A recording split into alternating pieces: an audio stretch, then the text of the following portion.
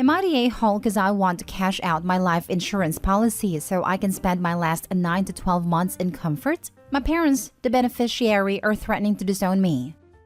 So yeah, I, male 28, have a terminal medical condition which I won't go into too much detail about. I didn't have the best health insurance/doctors, so I found out I had a big problem pretty much when it was too late. About the only thing I had of value other than some meager savings and an even smaller 401 in my car was a life insurance policy I got years ago when I was 18. It was a relatively small amount yearly and awesome terms, so why not? I always thought I could swap it over a future wife/kid, but not happening now. So, I haven't been able to work now for about 2 months. But I won't be eligible for hospice care until probably a few weeks before the end. The actual policy itself was for an eye-watering amount if I died before a certain age, which unfortunately is what is going to happen. I have been living at home with my parents rent-free since I stopped working, which is good of them. We haven't had the best relationship growing up, and they pretty much only did the minimum required by law in terms of how they raised me. No complaints, but not parents of the year material. A lot of this was due to finances. I have been putting money towards food and utilities, but not the rent they're paying, as that was a cost they were covering by themselves, and my being here hasn't increased it. Anyway, I have been investigating cash outs, both through the company and investor groups, that will give you a bit more in exchange for being named as beneficiary. I will probably stick with the company offer to get things moving faster. There are going to be some taxation issues, but the end result will be that my parents will essentially get an amount that will cover my funeral, and possibly a really good second-hand car. I estimate that the amount I will get will be enough for me to rent a nice condo near the beach, nice meals, maid service, some great experiences while I am well enough, and some in-home care nursing towards the end. My parents have basically said that the life insurance policy named to them will set them up for life and allow them to buy a house and invest, etc., and probably even retire early. They are in their 50s and were probably going to have to work until they dropped.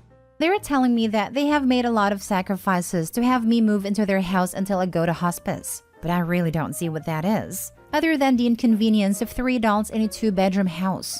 One of them was going to give up work towards the end to provide some home care until I qualified for hospice, but my cashing out will mean they can keep working. I get that it would be the noble thing to help my parents out, but I don't want to. Edit. A few people have asked about the cash out versus beneficiary payment. 6 figures cash out, 7 figures if it goes to beneficiaries.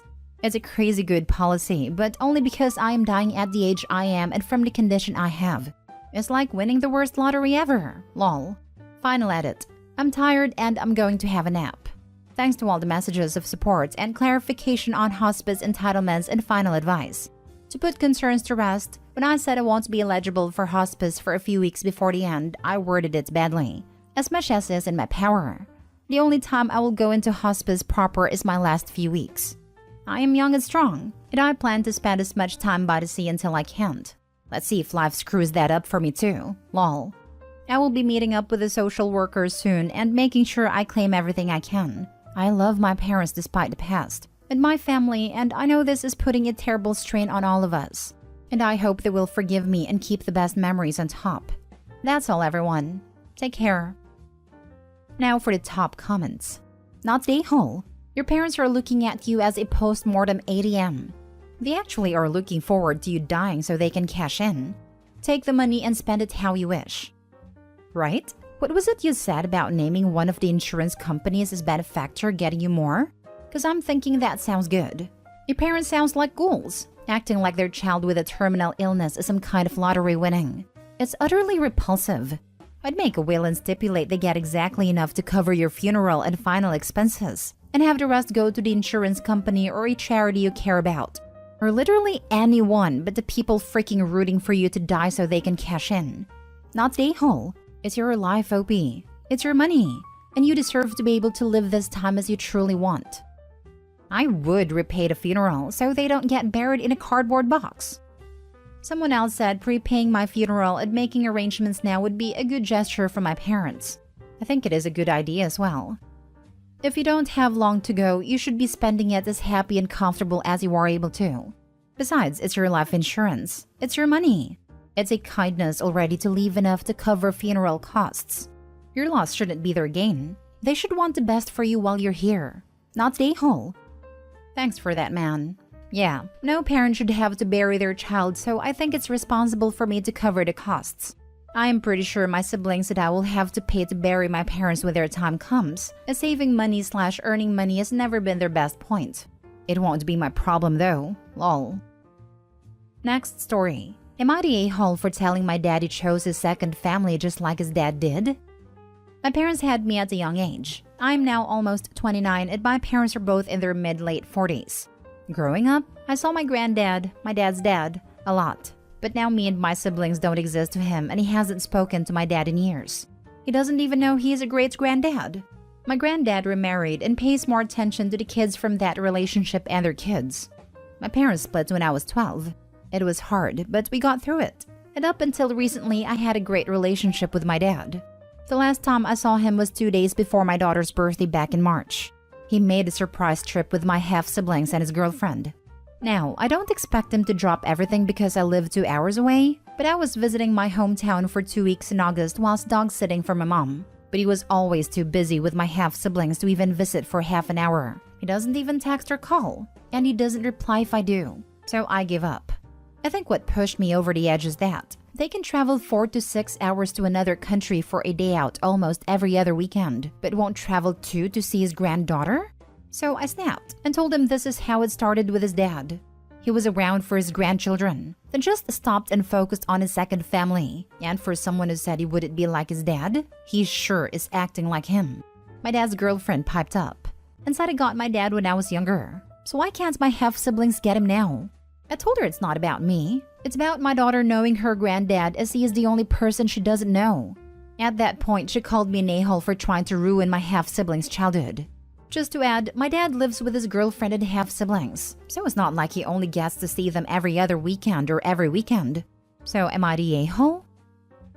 Not the a-hole. What really gets me is his girlfriend's comment that you had him when you were young. As if growing up means he is no longer your father and you aren't meant to want time with him. I find that extremely entitled of her, because she really is prioritizing her children. No doubt he has a responsibility to them too, to provide for them, etc., but your ages doesn't make you any less his child. She's selfish and entitled, totally. You didn't mention what your dad's reaction was though, and that's what matters in my opinion. He didn't say anything about that. If I'm honest, I don't know why he's still with her. As with that relationship, she says jump and he says how high. It's not a very good relationship all around. I guess it stays for the kids. Not the a-hole, but don't bet on your dad. It hurts, like a lot, but better write him off now. Maybe a last try would bring closure. Sit down with him, alone, and have a sincere conversation. I'd love that, but he can't go anywhere without her, or she doesn't let him. And if I say something, I'm in the wrong. If she really doesn't let him go, he is a victim. But even though we want to help them sometimes, for our own sake, we have to let go of them or take some space. Tell him you're done, but if he ever wanted to talk, he can call.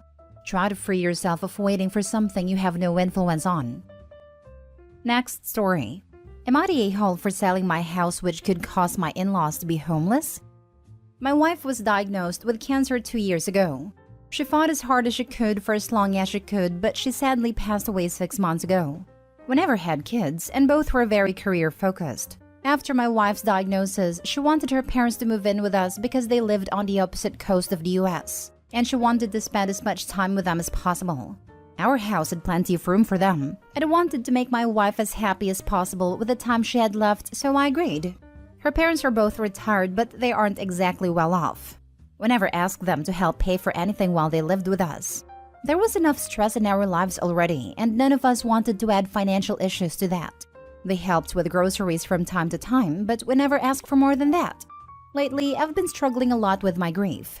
I feel like a lot of it is connected to our house and everything in it reminding me of my wife. I break down a lot over the tiniest stuff.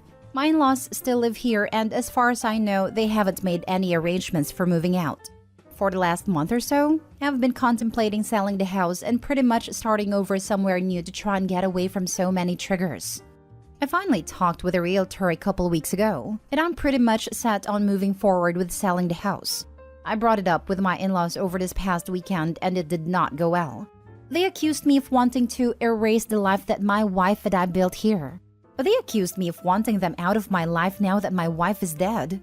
They told me they have nowhere else to go and I would basically be making them homeless. I can completely understand their anger and fear, but also this isn't their house nor their decision.